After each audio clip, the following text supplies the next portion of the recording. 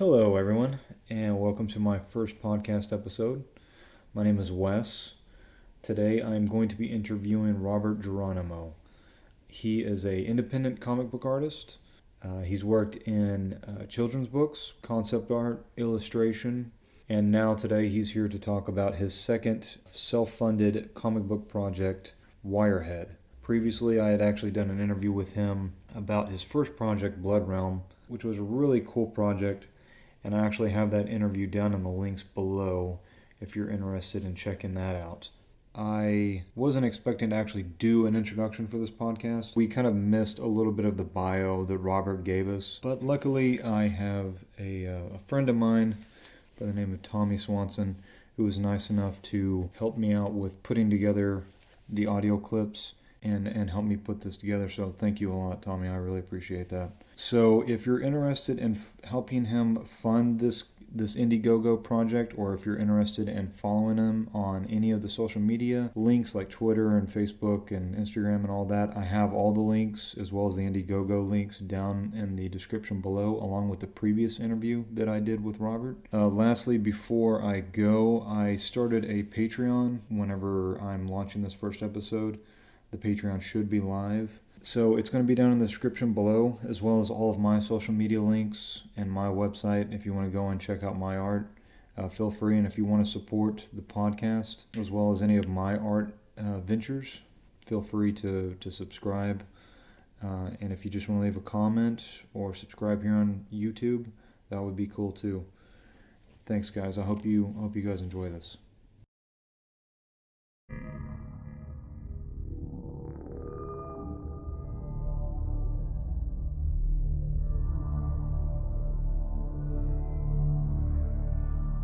Going off of what we were discussing before, how do you keep the process of doing this independent comic from like overwhelming you? Because it feels like there's so many moving parts. What are your thoughts on that? Right. Yeah. It's certainly challenging. I will say. One thing's for sure is that it's hard not to let it get too overwhelming, and I think it's important to take breaks without a doubt. Um, I've had moments where I just go full burnout. It's just, but if I had to do this a new episode or issue rather every once a month or every other week, it'd be too much. So having the break in between allows me to give the proper amount of time and quality to the work, So, and also sometimes it's good. That's why I'm doing this project Wirehead. It's good to exercise my brain with other stories, so I could kind of get out of the lands of Mordrin, which is what Blood Realm is, where it takes place. So it's healthy, So that's ways in which I kind of balance it, and I have a process, to how I work. I start with my concept of story. I start laying out my thumbnails. I start doing the artwork, and then I put the words in later, and everything like that. And then I do the coloring, and then the lettering is last. So you don't write. So whenever you have the concept for the story, you plot it out in a thumbnail storyboard kind of fashion before you write the script. So Yeah, it comes visually before it comes to you in terms of like the dialogue. right. I know that there may be certain scenes or moments where I'm like, okay, this is a line of dialogue I definitely once said. Uh, uh, so I'll make sure that I make a page that's dedicated to that. But other things I kind of allow to happen organically um, as I'm doing the artwork. So how do you think that impacts your process? Because it seems like to me that would be counterintuitive. I mean, I don't know. Like, what are your thoughts on that? Like, have you tried writing out a script ahead of time and it just didn't work? It felt too forced. It feels too. I don't like. I like when the words serve the story, not the other way around. So I find that when I work with script, I stick too much or adhere too much to a script, like almost like I don't know. It feels like directions, and it doesn't. It's not as fun for me. I like things to happen organically, so I know where the story is going to go. I know what scenes are going to happen. I may not know the exact dialogue, but I know exactly, or I have an idea of what's going to be said here. So it's not like I go in completely blind. Like I definitely know what the conversation is going to be and what type of emotions these characters are feeling. But I rather like sometimes go in there after. It's kind of like the Jack Kirby method, the Marvel method, when Stan Lee would give Jack Kirby all the notes and the story ideas. Jack Kirby would draw it, and then Stan Lee would put the words in after. I didn't know that they actually did it that way. So, what is it that made you this new project that you're doing that you're doing this Indiegogo Hmm. fundraising for Wirehead? What is it Right, that made you want to do this as a script instead of? I mean, obviously, you don't want to throw yourself into having to draw and everything right, on as yeah. well. But what was your process with this new one? Right. So this was obviously different, which is funny because, I guess, I was gonna illustrate this story, but I realized if I do that, I'm gonna have a complete breakdown. Like, I was really honest with myself. It was very hard to do because uh, I like to take creative control when it comes to my projects, and I was like, you know what?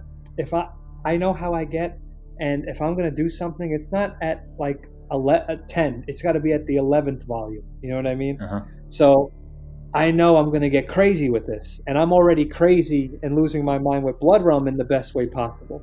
So if I'm going to do Wirehead, I'm not going to be able to mentally handle it. So uh, it was hard, but I ended up finding in someone who I know I have good faith in, who ended up being a former student of mine, who understands me and I understand him very well with that student-teacher relationship. And I think he's the best fit for this story, and he's translating, what I envision in my head to paper properly. And I think it suits more of a comic book style because I'll be totally upfront. My style isn't quite your traditional comic book look. It's almost illustrative. It's a little bit more European. I love the art of Sergio Tappi. Hmm. You know, one of my favorite illustrators of all time, Sergio Tappi.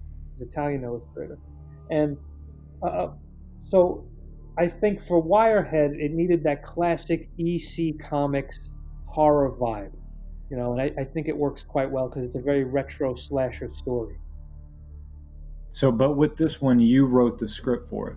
So, whenever you Yeah. whenever you wrote the script for this, were you plotting it out visually still, and then writing a script on top of that?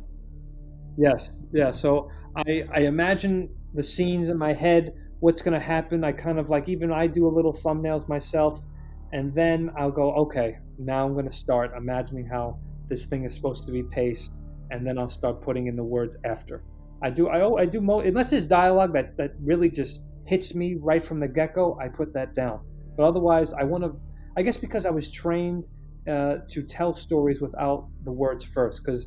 Uh, I was taught by Jamal Igle and Steve Walker, and they said that a really good artist can tell a story without words. So this way, if anyone who walks over and flips through the book, they can get the gist of what's going on, because it's the sequential art that tells the story. So I kind of really thrive on that when I write. It helps me a lot. Yeah, that's some of my favorite stuff is stuff that doesn't have any dialogue. Like I'm a huge fan of Aeon Flux.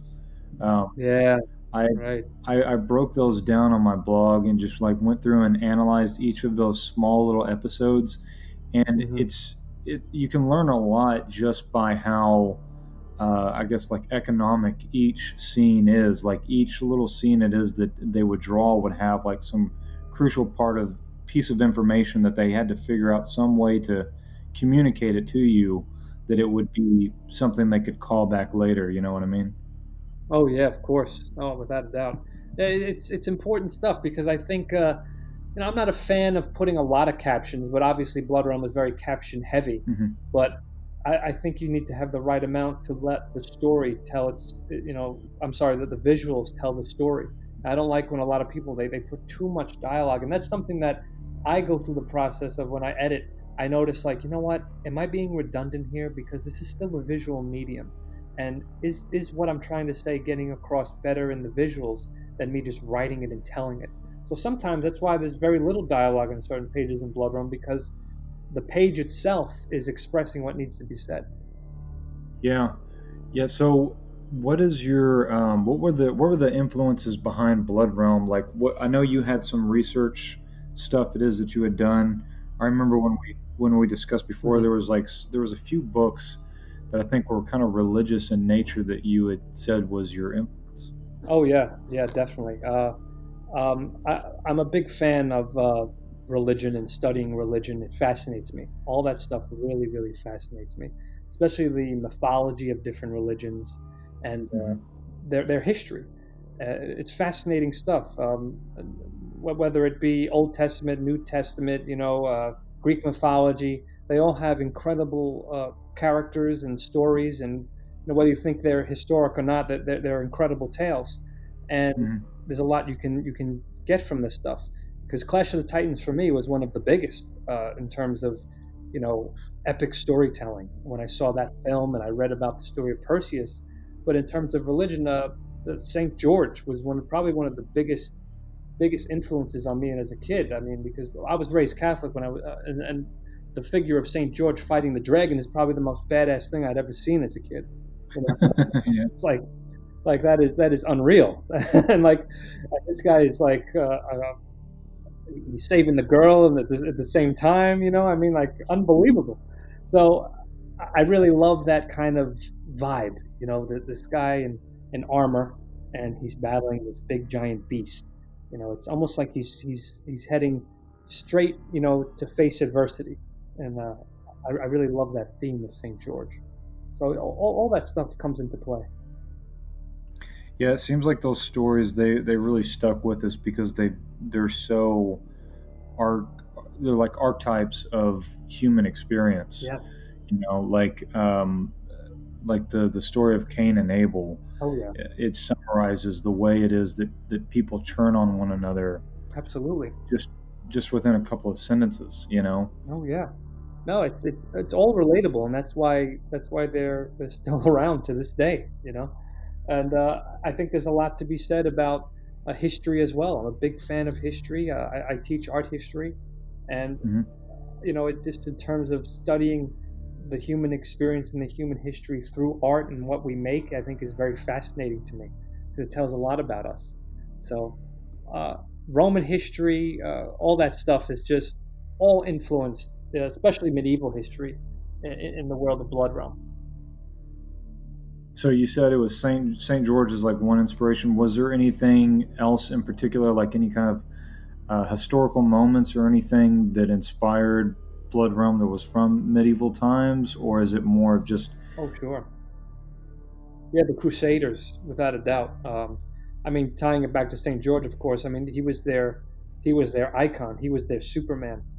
I mean, he existed before the Crusaders, but he was always portrayed in the art as leading the charge with the Crusaders, and that was a way to rile them up and to galvanize them.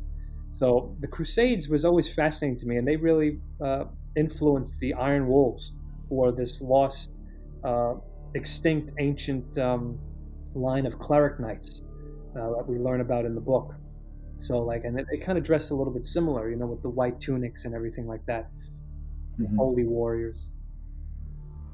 Yeah, man, your style, the way that you draw it, is so perfect for the subject matter it is that you cover. Thank you. I really like it because, like you said, you can see the influences like Sergio Tappi, but there's just a strong design to all of the pages. Thank you. Um, I did want to say congrats. You sold 25,000 copies. 25,000. I was floored when Peter, the publisher at Alterna, told me that it's the best-selling book at Alterna. I was blown away.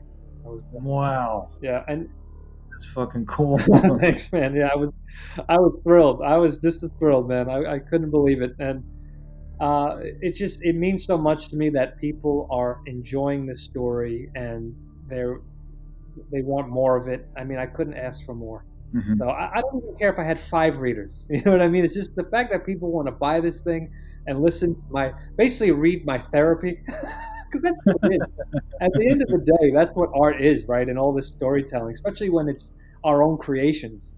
Hmm. It's like I'm pouring all of my fears, my guilt, my terror, my sadness, my love, all into this stuff. So it's great that people can read it. Then I love it when they review it and they don't know they're inadvertently psychoanalyzing me.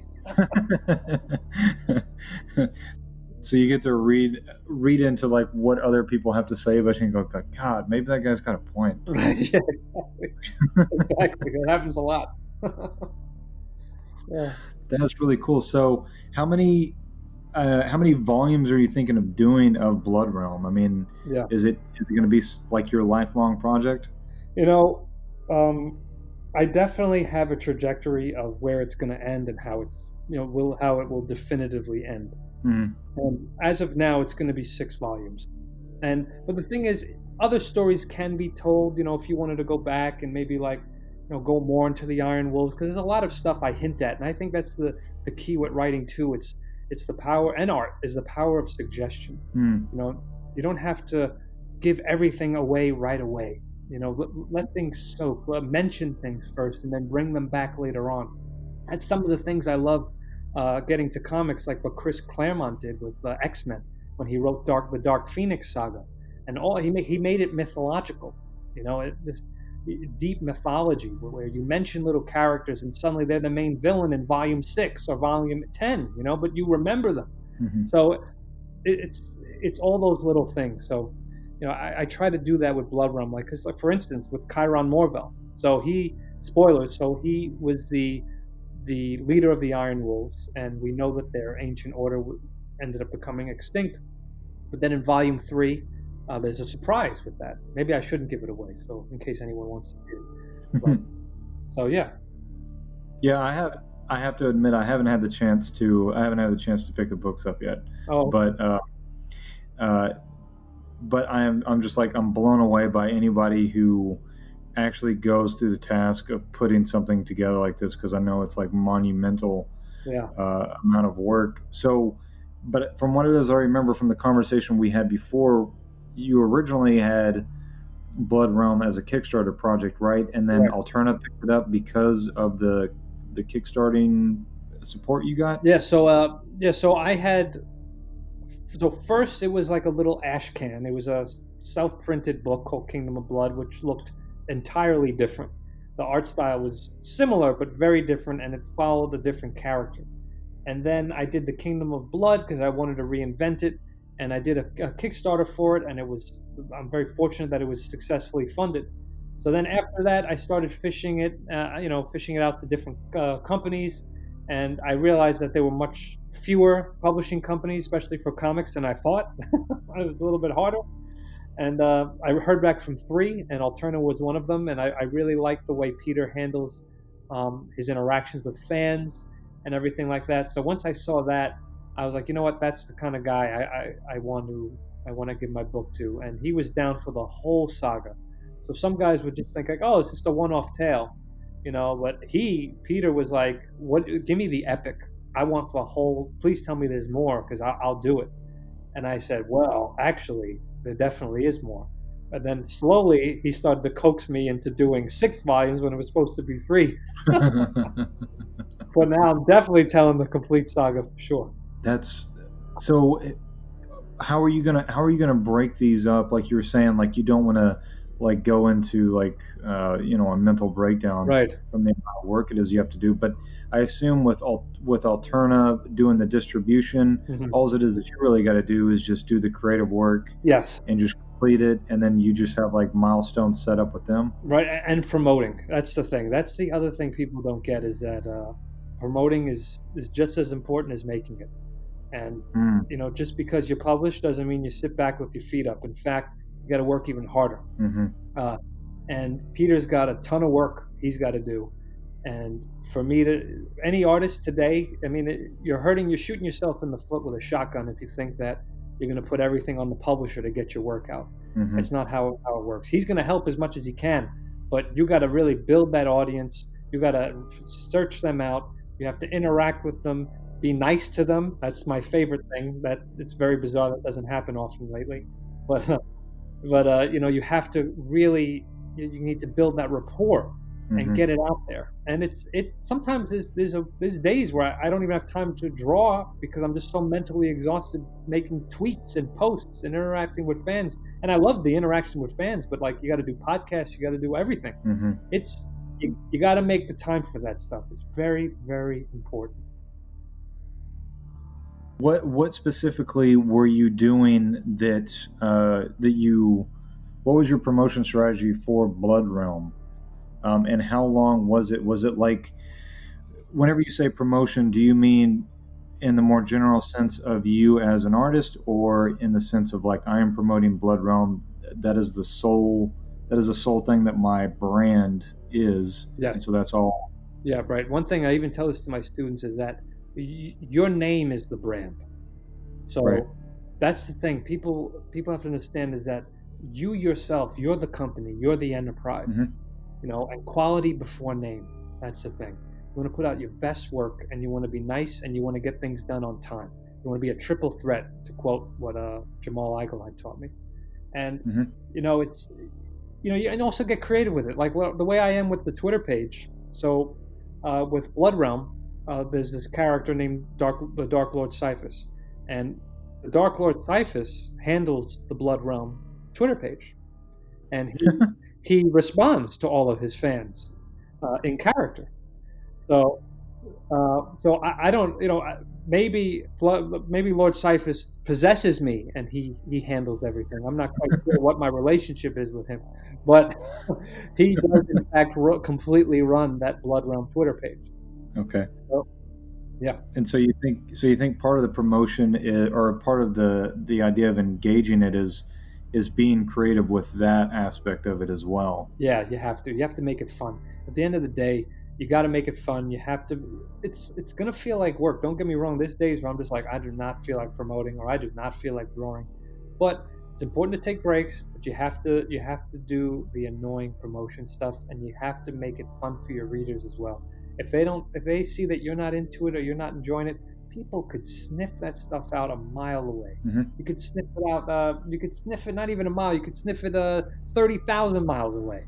It's so easy Hmm. to tell, especially with social media and everything. Like if this person's not into his story, it's it's just it doesn't feel genuine, and people don't want to support that because they say, why bother? Yeah, exactly. Like you can totally see, uh, and I think this is kind of like it's kind of a mind fuck that artists goes through, where I know I've struggled with this for years and kind of still do, Hmm. um, where I will be like, okay, I want to create a body of work, and I want this body of work to be representative of my current skill level, Sure. and I want it to be something to where it is that I can get work from.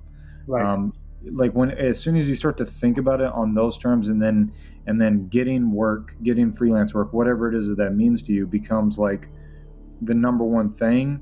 Yeah. It seems like you start to go down this path of looking at other artists and being like, well, these guys are doing this to be successful, so I just need to copy them. And then all of a sudden, you're doing art Yeah. that isn't really speaking Mm. from inside of you. You know what I Yeah. mean? Without a doubt. Let me tell you, never chase the trends. Trends are trends for a reason. They don't last. Yeah. So you don't want to chase trends. You want to. I'll be honest. Before Blood Realm, and Hmm. before I was drawing, this kind of horror, dark fantasy stuff, I was doing children's books, and I very different art style, uh, almost like Magic School Bus. And coincidentally, one of my teachers also was Bruce Deegan, the co-creator of the Magic School Bus, and he did get me back into illustration and want me to pursue it as a career. He inspired me to do that, but Hmm.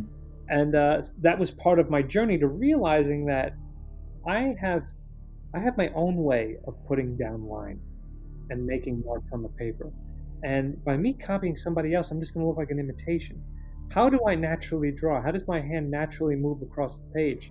And once I started doing that, the stories that I would sketch out in my sketchbook, warming up to do the children's book stuff, was always the horror or the dark fantasy.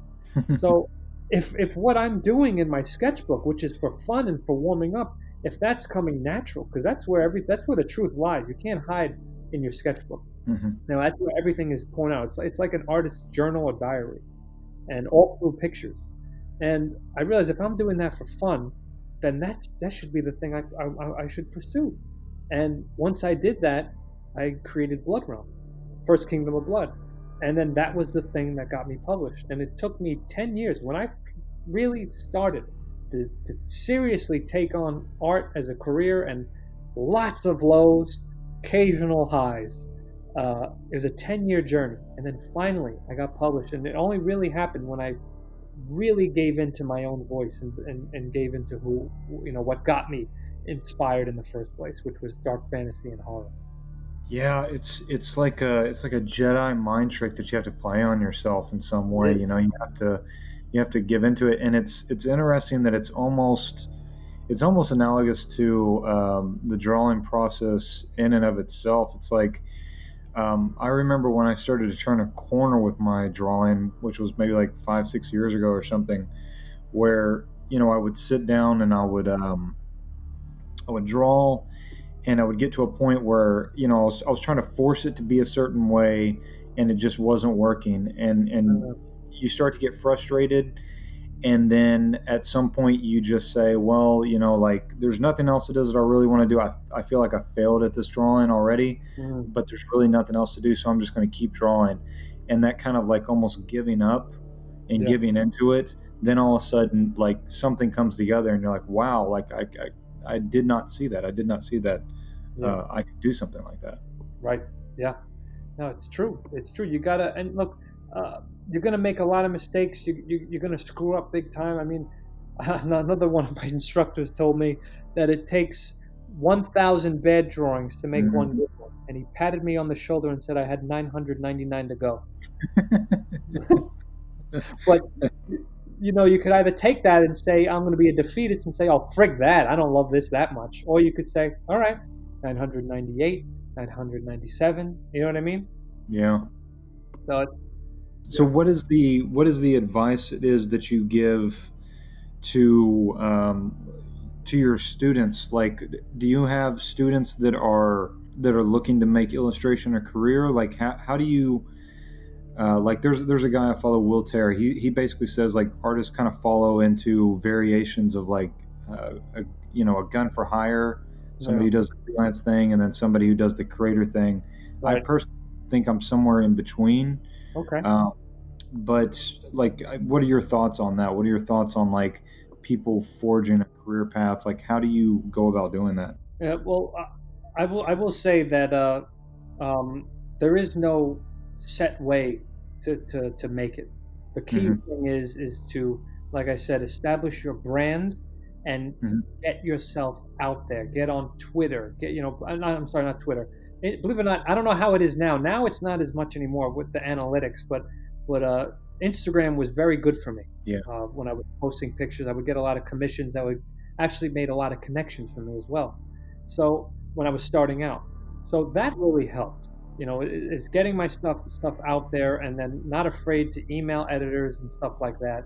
And then you want to kind of generate a fan base first, a small fan base, because no matter what, like there's an interest for everything. Hmm. I mean, there's people who don't like Blood Realm. There's people who really like Blood Realm in terms of the visual style, and that's because there's a style for everything, and your artistic voice is going to appeal to someone. You just have to find out where they are.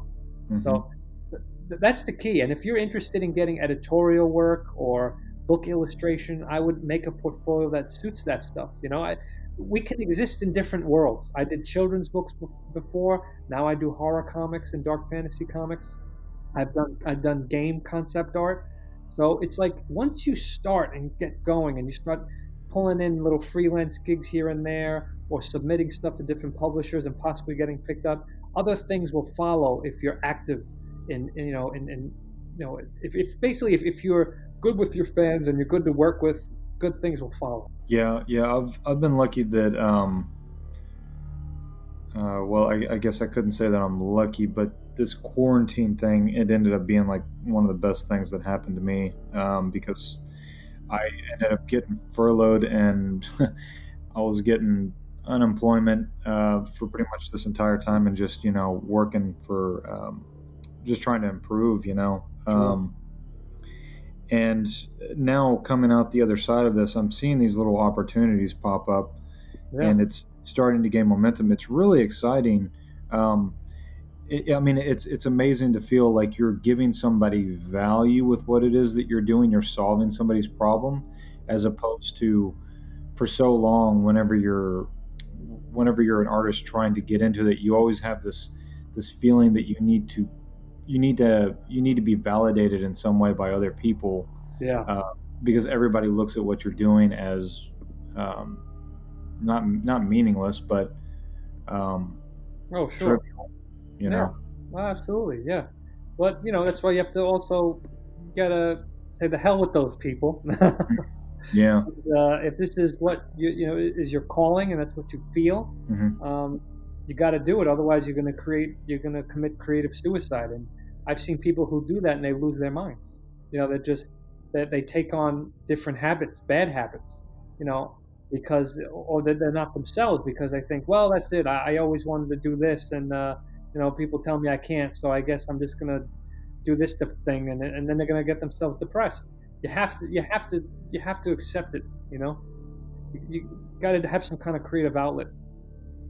Yeah, I think the was it uh, Greek mythology. I think they had the concept of, I'm not sure if it was Greek mythology, but it was basically the concept that every person has their daemon, and if Yeah, if that daemon is not exercised or expressed in some creative way, then it basically haunts that person. that's right. Yeah. Right. Oh yeah, absolutely. You have to. You got to do it. You got to do it. You lose your mind. That's what's so interesting about like mythology in general, Hmm. is that they seem to have been like acting out and dramatically acting out these stories, that at the time maybe they couldn't explain why it is that they were, but you Right. go back and you analyze them now and you start to realize that they're talking about like different aspects of the human mind, and Absolutely. in this drama that we have going on inside of us. Oh yeah. I mean, that's to create is to be human.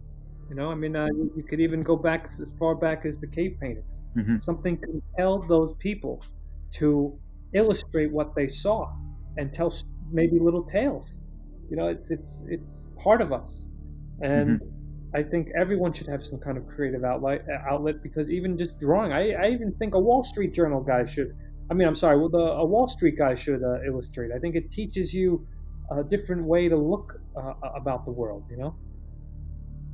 Yeah, I know they have programs like in prison where Yes, they'll have people write out their story, right. and just from writing it out, they have the chance to treat it as pieces of information that they can manipulate and rearrange, as Uh, opposed to these emotional conflicts that are inside them. it's very interesting. Yeah, yeah, it's important. So you did like you did the freelance thing for a little while, and then you got into teaching. Was it just because the freelancing stuff got old? No, no, I actually wanted to be an art history professor first. I did love to make art, and I always did on the side. Hmm. But art history was I loved it. I think it's an amazing major if you had the right professor. There's some art history professors who are boring as hell, and that could turn people off, which I get it. But I love history and I love art, and I thought this was like the coolest amalgam of the two. You mean I get to write about art? I was like, wow, like that was amazing. And you would learn history, you would learn religion, you would learn language, you would learn politics. Like it was because in order to understand that piece, you have to understand that time. So art history was very important to me and exposed me to hundreds and if not 1,000 different artists that I would never have heard of before. You know, because that's the problem too. I think a lot of these schools they don't teach some of these fantastic illustrators, Hmm. and it's just ironic, because here these people are making art, but some of them don't even know about some of these fantastic artists that were making art even in the early Renaissance. So that stuff was very important to me, and I originally wanted to go for a PhD to be, to become an art history professor. But what's ironic is how life is. You eventually ends up circling that way anyway for me, because I ended up getting an MFA at FIT because I wanted to really pursue illustration seriously, and with that degree, I was able to teach art. And then what happened was people found out that, oh wow, so you also have an art history background? I said yes, and they had me teach that as well. So it's funny, everything came full circle. Yeah, it's weird how life works out that way. It feels like once you start to align your thoughts and your behavior, and you're kind of going in one direction, these things in life just kind of click into place. Absolutely, it's amazing how the universe does that. Yeah, I mean, and that's what it seems like.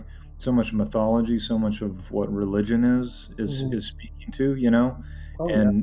and I definitely think that we need that, and it's really cool to see that that is being explored like in dark fantasy type subject matter.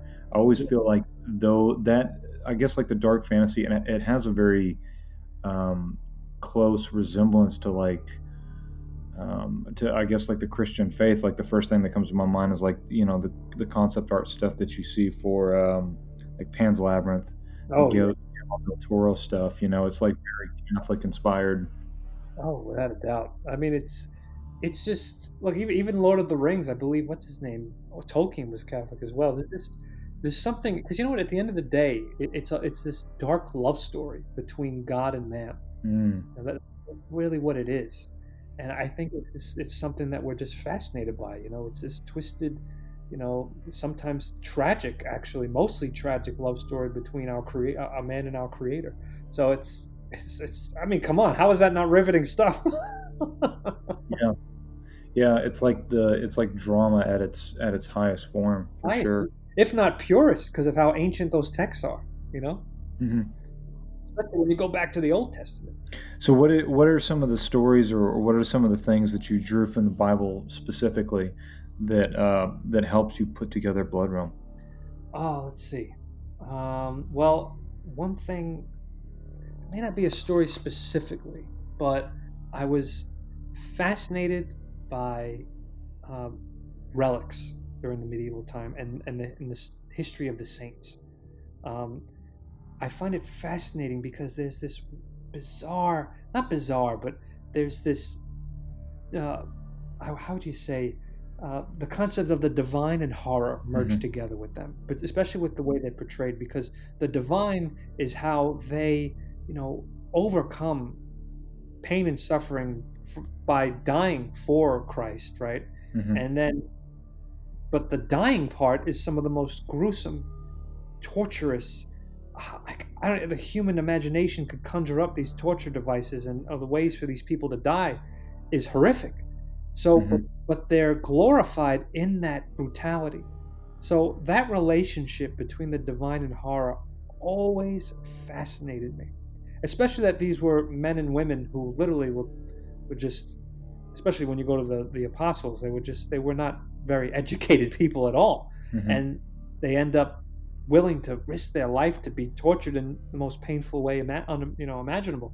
So that appealed to me. So that's what's really emblematic in the Sisters of Silence, who are the main protagonists of the first volume, because they have kind of reached this nirvana, if you will, with the gods, and they lost their voice, but they kind of attained remarkable power. But the power is not how we envisioned it. It ended up making them kind of almost uh, inhuman. So people fear them and revere them at the same time. And but they're very holy in the way they look. They look like nuns almost. But when their power comes out, it looks like something that would haunt your dreams. So I wanted to kind of have that balance of the horror and divine and kind of merge that in the figures of the Sisters of Silence, if that makes sense. Yeah, definitely. And that reminds me of the Clive Barker influence Yes. we talked about earlier. Yeah, You he's know. fascinated with themes of Christianity in his work and everything like that. I love what he says. He calls his work and his type of writing and that merging the fantastique. It's not quite horror. It's not quite fantasy. It's something else, And I like that, and I understand that. Yeah, it's something that I've seen. It feels like it's come up over the last few years that it really has its own place now, and I don't think that it had it 20, 30 years ago. I feel like in the consciousness of like the pop culture consciousness, we had like Lord of the Rings, and Right. that was what fantasy was. But now it's like we have all these like different sub genres of fantasy, and Yeah. the way that artists are exploring it. Okay. Have you had a chance to watch Raised by Wolves yet? Oh, I have not. Oh God, it looks so good. I want to check that out. It has a lot of religious themes in it, Oh, and great. you would definitely like it. Um, Oh, nice. it's really cool because it just has all these different mixtures of. It's got the sci-fi, but it's also got the prehistoric vibes going on with it. Oh, I love that stuff. Oh, hell yeah. So, is there any like what kind of what stuff do you, what books, movies, games are you playing right now? Like, what do you do whenever you go into like a situation where you're just burnt out and you Yeah. can't work anymore? Like, what do you do with your time? When I'm really burnt out, well, I definitely I try to uh, get immersed in other people's art because I think that's the best thing to do. Hmm.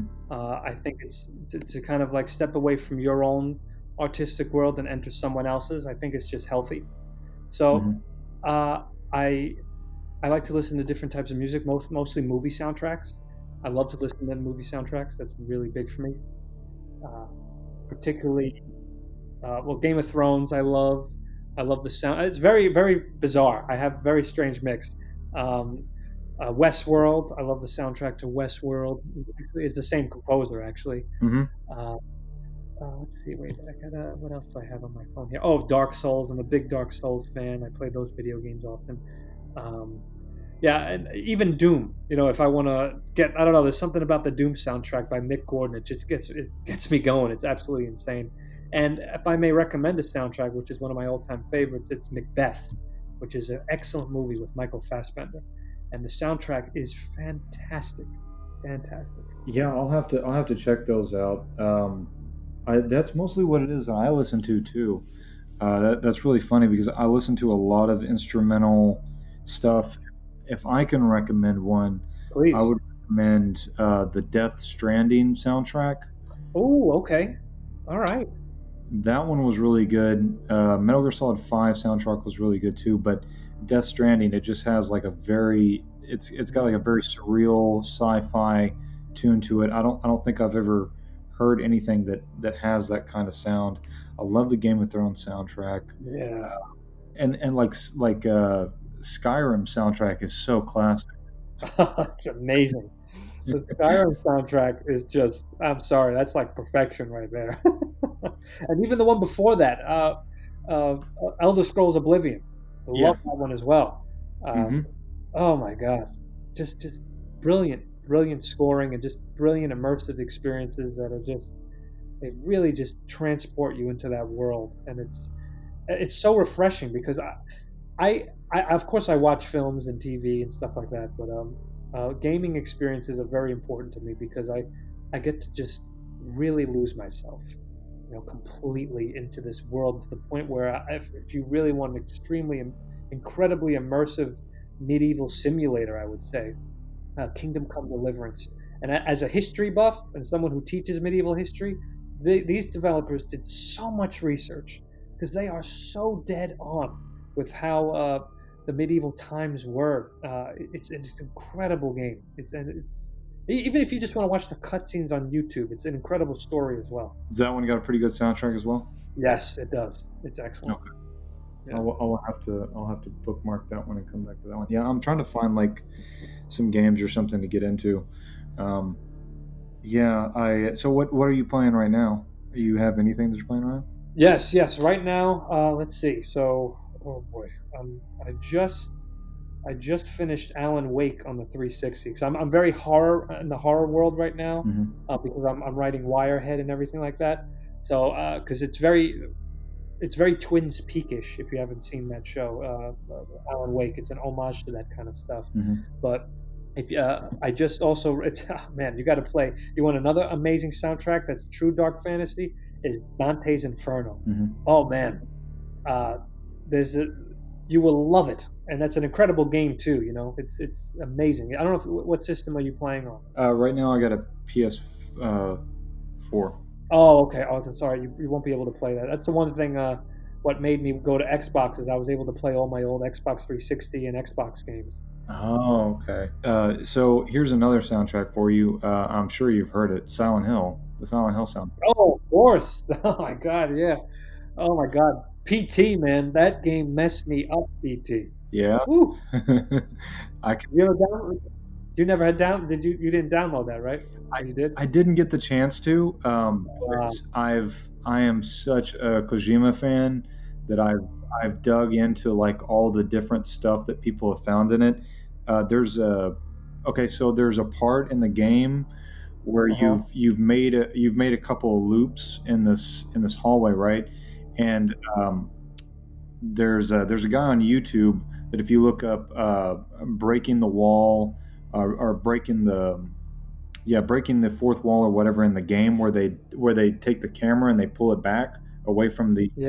from Oh, I saw, and she's behind you the whole time, right? yeah. What the hell? That's evil. Did you see the one where okay, so when you get locked in the bathroom, they actually Uh-huh. took the time to animate her walking down the hallway and trying to open the door. Oh my God. No, I did not see that. Dude, no freaking way. Oh my God. That stuff messes with me. It's like Alien Isolation. I absolutely adore that game, but the alien freaks me out so much because it's like it has its own mind. It's almost scary, you know? I Like, have you played that? no, I haven't played that one. Oh my God! And you're watching Raised by Wolves. I mean, I love Prometheus, and I love the themes in Prometheus and Alien Covenant. So I'm hoping we get a third movie. By the way, a little ridiculous he hasn't completed that story. Mm.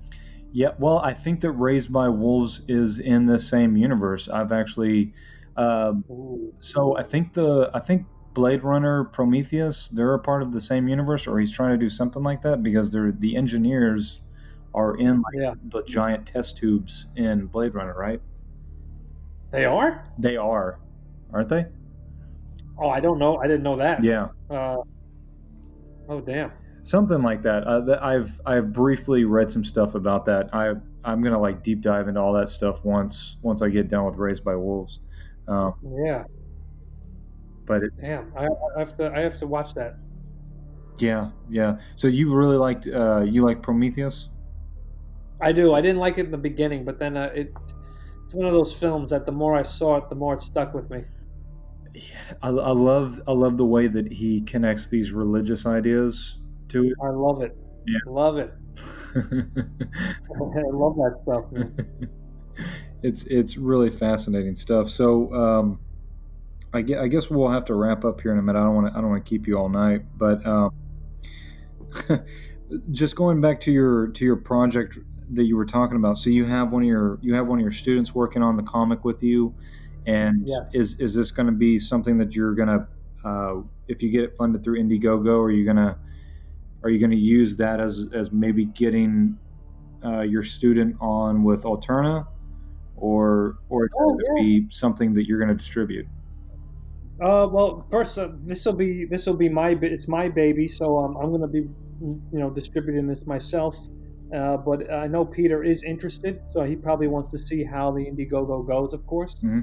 And if there's, because that's the one thing that's really great about these crowdfunders is that if you could generate enough excitement and around the project, it's kind of like a proof of concept. So if that thing gets funded, that means hey, other publishers may sit there, particularly like Alterna, and say, all right, people want this, I'll take it. That means other people will want it. Hmm. So yeah, but I know I've spoken with him and he's definitely interested because he wants to get a horror title out for next Halloween.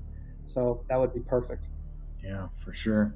So what else is down the pipeline for you? When are we going to be getting the next Blood Realm volume, and what volume are you on? So I'm wrapping up the final issue of Volume 3.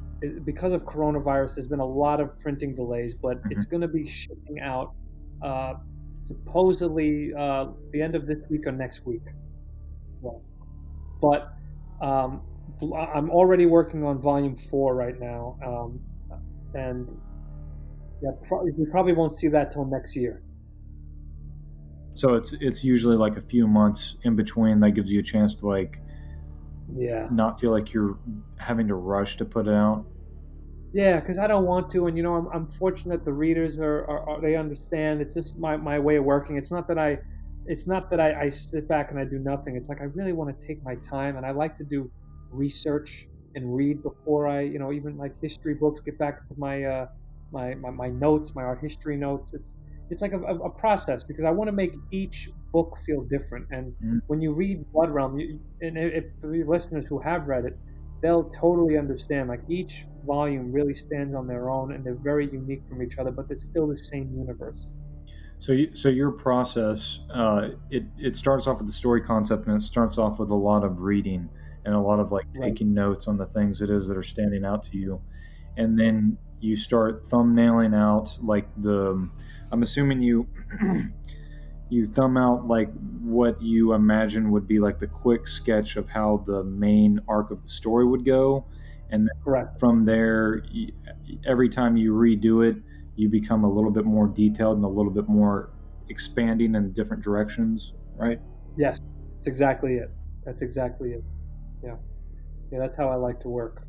Whenever you're thinking of the but whenever you're thinking of the arc itself, Hmm. like, do you are you looking at other movies and stuff like that and saying like, okay, I'm going to kind of borrow this arc so that I know um, or I have some sort of a scaffolding that I can put this on, and so now I know kind of where things generally sit, or do you? Oh yeah. Oh yeah, yeah. So I get inspired by films and I see certain arcs and stuff, but sometimes, if I I I look at mostly of like books on like Greek tragedy, Okay. and Shakespeare, believe it or not, as silly. I know not silly, but like as it was like, how does that work, Shakespeare? But the themes in Shakespeare um, are just. I think that's why they're so timeless. Is that they really kind of like how religion is. They really speak to the core of us. Mm-hmm. So um, themes of Shakespeare films, Greek mythology, yeah, all that kind of stuff all come in, and I kind of borrow different themes and merge them and kind of see how they can fit within the Blood Realm universe. Okay. Okay. Yeah, that's all very very helpful information Oh, great, for sure. great. Oh, I'm glad. So what to kind of close it out, like, so what advice do you have for artists that are trying to go down a similar path as you, Hmm. and like where can people follow up, where can people sign up for like newsletters and that sort of thing? Sure, yeah. So first off, my advice is just don't think, just do it. Mm-hmm. I think the problem is that we spend too much time in our heads, or or building up, putting the fear of rejection on a pedestal. Mm-hmm. You have to eat rejection for breakfast. You can't be phased by it.